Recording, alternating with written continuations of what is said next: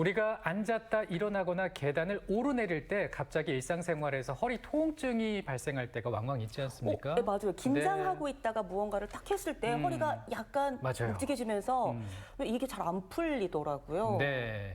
그렇게 됐을 때 이제 허리를 다쳤다 이렇게 생각할 수가 있는데요. 그런데 한 번 다친 것 때문에 발생하는 통증이 아닌 경우가 대부분이라고 합니다. 네. 자, 허리 아프시면 걱정이 많으시죠?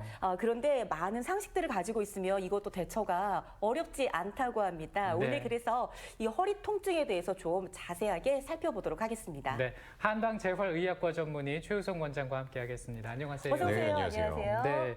평소에는 좀 괜찮았다가 갑자기 허리 통증이 발생하면 네. 이게 일회성인지 아니면 뭐 허리 디스크 같은 질환인지 판별이 좀 잘 안 될 때가 있더라고요. 맞습니다. 네. 허리 통증은 일반적으로 우리가 충분히 한 번씩은 다 느껴보셨던 그런 부분들이라고 볼 수가 있겠죠. 근데 사실은 일반인들이 우리가 허리 통증만 가지고 이게 어떤 질병을 얘기를 하는 건지, 안 그러면 살짝 삐끗한 건지 이런 부분들을 우리가 알아내기는 쉽지는 않아요. 근데 이런 급성 통증들 중에서도 급성 요통에 어떤 증상들이 있으면 디스크를 의미를 할 수도 있고 어떤 증상들이 있으면 뭐 또 다른 질환들을 의미를 할 수도 있고 이런 것들을 이번 이 시간에 설명을 좀 드리려고 합니다. 네. 좋습니다. 그러면 우리가 일상생활에서 급하게 발생하는 정말 급성 허리 통증이 이게 원인이 도대체 어떤 게 있을까 아주 궁금하거든요. 네, 크게 한 두 가지로 생각을 해보시면 될 것 같아요. 가장 간단하게는 근육과 인대 그리고 힘줄에서 문제가 생기는 염좌라고 얘기를 합니다. 염좌라는 개념은 근육이 많이 놀랬다, 뭐 삐끗했다 이런 식으로 표현들을 많이 하시죠. 순간적으로 근육이 많이 수축이 되거나 아니면 인대나 건이 늘어나는 상황에서 미세하게 손상이 나타나는 부분들이 염좌라고 얘기를 하는 거고요. 이런 부분들보다 조금 더 심한 것들을 우리가 생각해 볼 수가 있는데 대부분 알고 계실 거예요. 급성의 디스크 통증이라는 부분들, 그리고 협착증이나 아니면 신경 쪽에 뭔가 문제가 생기는 경우들이 있고요. 마지막으로 제가 두 가지에 속하지는 않지만 뼈에 문제가 생기는 압박골절이라는 것도 급성 요통에 큰 영향을 작용을 하게 됩니다. 네.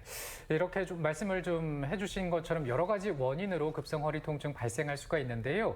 최근에 급성 허리 통증으로 고생하고 있는 환자를 만나서 궁금증이 무엇인지 좀 물어봤습니다. 아마 많은 분들께서 공감하는 사연이 되지 않을까 싶은데 화면으로 확인해 보시죠.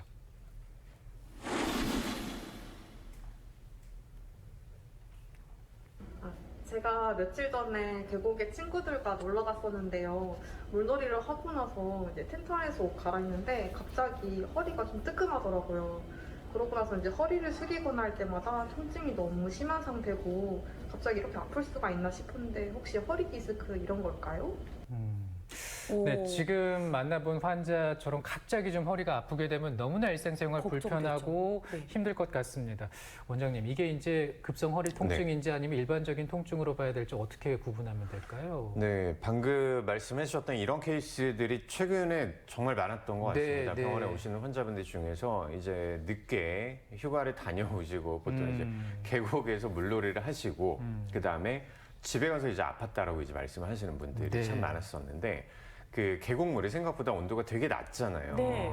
그래서 내 몸이 엄청 수축이 돼 있는 상태에서 물놀이를 한다는 거는 내가 평소 때 운동을 좀 하시거나 안 그러면 준비 운동을 하고 들어가시면 좋을 텐데 안 하고 들어가죠. 생각보다 네, 이런 맞아요. 경우가 많지가 않았어요. 네, 네. 그래서 환자분들이 오셔가지고 이렇게 말씀해 주시는 분들이 참 많았었는데 자, 아까 몇 가지 힌트를 좀 주셨어요. 젊은 여성분이시기 때문에 아직까지 크게 디스크의 퇴행성이나 이런 것들이 없기는 하겠지만 며칠 전에 다녀오셨는데 아직까지 통증이 유지가 되고 있다라는 부분들을 말씀을 해주셨고 그다음에 그 통증의 양상이 사실 중요하기는 한데 이 부분들이 점차 이제 좋아지는 쪽으로 가고 잊어버릴 만큼은 되고 약간 불편한 정도라면 문제가 크게 되지는 않겠지만 디스크의 가능성도 한번 생각은 해봐야 될 것 같거든요. 네.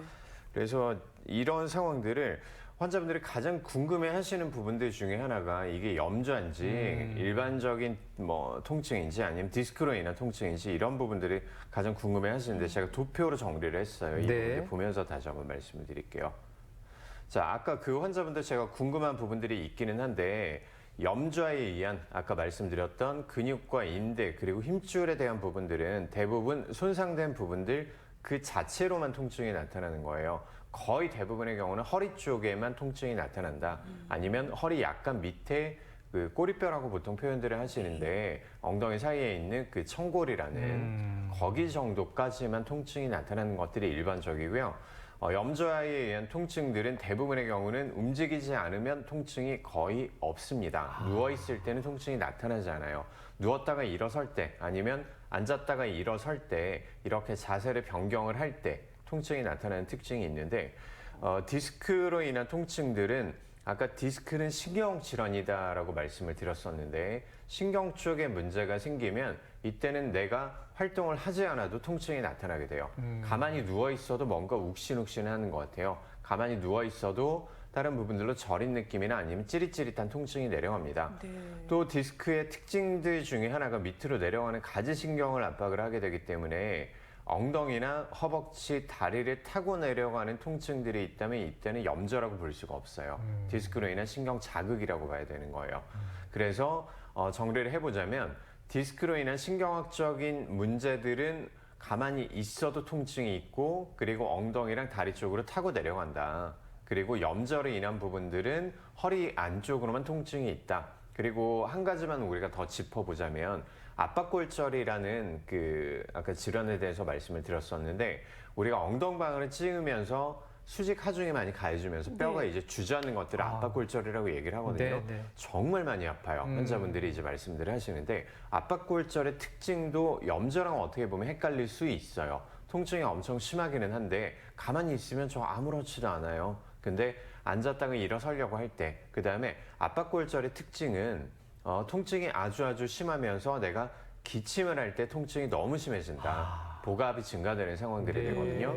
그 다음에 심한 분들은 숨을 크게 들이쉴 때마다 통증이 나타난다. 야. 아니면 대변을 보려고 이제 화장실에 갔을 때 힘을 주지 못한다. 이런 증상들이 있고 뭐 엉덩방아를 찌은 경우가 있다. 안 그러면 무거운 물건을 순간적으로 들다가 네. 허리 쪽으로 뚝 하는 그런 느낌들이 났다. 이런 것들이 있다면 압박골절도 한번 의심을 해보셔야 됩니다. 네. 걱정되겠어요. 그렇습니다. 오늘 얘기 들으면서 또 궁금증 네. 생긴 게 환자들마다 아프다고 하는 그 느낌이 다르잖아요. 어떤 분은 걷지도 못하는 분도 있고 어떤 분은 좀 아프긴 한데 앉아서 쉬면 괜찮아진다 하는 분들도 있고 환자마다 통증도 제각각인데 그러면 어떤 정도의 통증이 되어야 병원에 가야 하는지 이것도 궁금하거든요. 좋은 말씀이세요. 방금 말씀해 주셨던 그 부분들을 우리가 통증의 역치라는 단어를 쓰는데 네.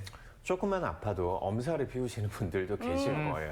있어요. 네, 차라리 근데 이런 분들이 훨씬 더 치료하기도 쉽고 그다음에 증상이 더 발전하는 경우도 그렇게 많지는 않습니다. 그리고 어떤 분들은 뭐 대한민국의 미덕이죠. 인내라는 부분들을 가지고 통증을 꾹 참고 병을 키워서 오시는 분들이 있어요. 이런 아빠들 많이 분들이 들었죠. 네, 정말 남자분들. 치료하기도 힘듭니다.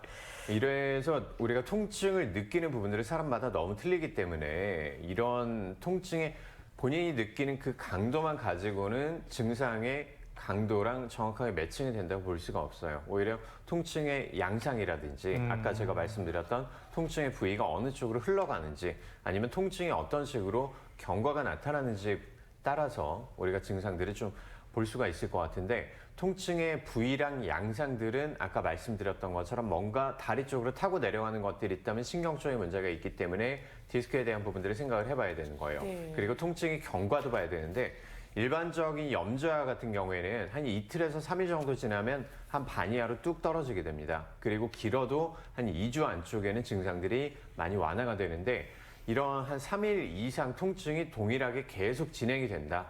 아니면 2주 이상에도 통증이 반 이하로 떨어지지 않는다고 생각됐을 때는 신경학적인 디스크를 의심을 해볼 수 있기 때문에 네. 이때는 병원을 찾아주셔야 됩니다. 네, 일단은 아프면 참지 말고 병원을 바로 가실 것을 말씀을 좀 드리고 싶은데요. 근데 이제 급성 허리 통증 제대로 관리하지 않으면 만성 질환으로 또 네. 이어질 수 있다면서요. 맞습니다. 네. 급성의 허리 통증이 결국 이어지다가 이 부분들이 디스크로 이완을 하는 거거든요.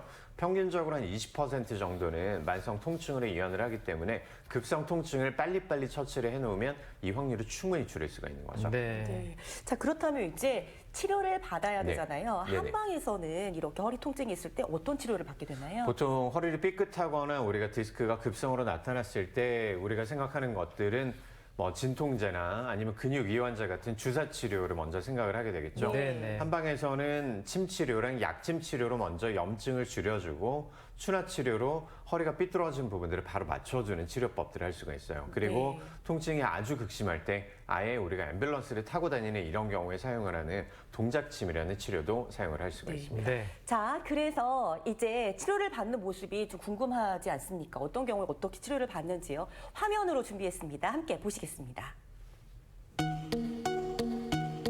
네, 허리 쪽에 운동을 하시다가 갑자기 삐끗하셨던 28세 남자 환자분이셨습니다. 이런 환자분들 많으시죠? 네, 특히나 요새는 우리가 홈 트레이닝이랑 그다음에 몸에 대한 관심들이 되게 많으시잖아요. 네네. 그래서 운동하시다가 이렇게 다치시는 분들, 그리고 아까 우리 사례자분 나오셨던 것처럼 계곡이나 수영장에 피서 갔다가 맞아요. 찬물 닿고 그다음에 갑자기 통증 나타나는 경우들 많아요. 자, 지금 이 환자분 같은 경우도 통증이 나타나니까 어떻게 될까요? 골반 틀어지면서 다리 길이에 차이가 나는 것들을 볼 수가 있죠. 네. 맞아요. 통증 안 느끼려고 막 허리를 비틀고 맞아요. 몸을 이상하게 이렇게 굽게 되잖아요. 계속 이렇게 네. 맞춰주시는 거죠, 이제. 오른쪽에 아까 근육들이 많이 과긴장돼 있었던 네. 것들을 볼 수가 있겠죠. 자, 지금 보시는 것들이 추내요법이고 골반을 바로 맞추고 허리 쪽에 문제가 생겼다는 부분들을 이완시키면서 다시 배열을 맞추는 그런 과정입니다. 추나요법으로. 네, 저렇게 맞습니다. 맞출 때는 아파하진 않으시나요? 네, 오히려 시원하다라고 말씀들을 많이 하세요. 아, 시원하실 것 같아요. 네, 왜냐하면 그만큼 내 몸이 많이 굳어 있었기 때문에 삐뚤어져 있는 부분들을 바로 맞춰주면 어떻게 될까요? 훨씬 더 신체 기능들을 원활해지는 거죠. 그렇겠네요. 자, 마지막으로 이 환자분은 근육의 밸런스가 좀 맞지 않았어요. 네. 그래서 그래서 제가 운동법을 가르쳐드리고 있습니다. 복근을 좀 강화시키는 운동을 평소 때 집에서 이렇게 해보세요. 말씀드렸고요. 자, 해당하는 부위 요추 3번, 4번 레벨 정도에서 근육이 많이 뭉쳐 있었던 부분들과 그다음에 신경적인 문제가 약간 관찰이 돼서 같이 치료를 들어갔습니다. 네. 아, 저렇게 치료받고 나면 참 좋을 것 같아요. 네. 근데 아까 말씀 중에 동작침 네. 얘기해 주셨는데 네네. 이건 어떤 치료인가요? 급성의 통증들이 나타날 때 우리가 허리가 너무 많이 아프게 되겠죠. 네네. 이때 침을 맞은 상태에서 우리가 동작을 한다고 해서 동작침이라고 하는데 제가 영상 준비했습니다. 다시 한번 보면서 설명드릴게요. 자, 통증이 아주 심한 환자분들은 꼼짝을 못하게 됩니다. 자, 이때 환자분들이 통증을 완화시키기 위해서 우리가 동작침을 시행을 하게 되는데 네. 지금 빨간색 부분들이 우리가 통증이 아주 심한 염증성의 반응이라고 보셔야 될 것 같아요. 자, 이렇게 환자분이 통증을 느낄 때 팔을 옆으로 벌리고 있는 부분들은 우리가 옆에 두 명이 부축을 하고 있는 상태입니다. 네. 이때 부축을 하고 있는 상태에서 발 쪽에 그리고 팔 쪽에 두 군데 그리고 마지막으로 목 뒤쪽에 한 군데 이렇게 총 5군데 침을 맞고 부축한 상태에서 천천히 보행을 시작하게 되는 거죠. 자, 이렇게 되면 원리가 어떻게 되냐면 보행을 시작한 상태에서 허리 쪽의 근육들이 순간적으로 긴장한 부분들이 천천히 풀리게 되는 거예요. 아하. 자, 풀리면서 안쪽에 혈류순환이 재개가 되겠죠. 그리고 염증 반응 산물들이 줄어들게 되고 서로 노폐물들이 배출이 됨으로써 통증이 완화되게 되는 그런 효과를 노린 것들이 네. 동작침입니다. 그래도 뭐 이 허리에 큰 이상이 있거나 하기보다는 급성 통증으로 나타나서 그나마도 이제 치료가 될 수 있으니까 참 네. 다행인데요.